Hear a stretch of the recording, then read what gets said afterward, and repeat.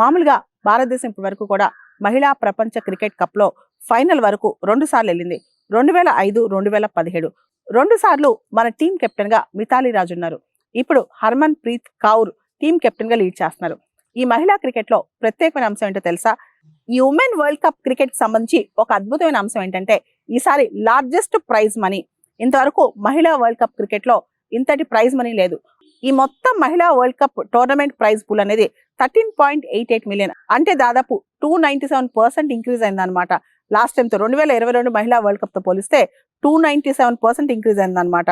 దానిలో మనం గనక చూస్తే గనక 4.48 మిలియన్ ఎవరైతే విన్నర్ టీం ఉందో దానికి దాదాపు 39.78 crores రాబోతుంది. ఇది మెన్ క్రికెట్ కంటే కూడా ఎక్కువ ప్రైజ్ మనీ అని చెప్తున్నారు. మనం చూస్తే కనుక మొత్తం ఈ టోర్నమెంట్ ప్రైజ్ పూల్ అనేది దాదాపు 123 crores ఉంది. దానిలో విన్నర్ కి 39 crores రాబోతున్నాయి. లూజర్ కి హాఫ్ ఆఫ్ ద మనీ దాదాపు 20 crores రాబోతున్నాయి. గెలిచినా ఓడినా మన ఉమెన్ క్రికెట్ ఈరోజు గొప్ప సెలబ్రేషన్ అని చెప్పుకోవచ్చు.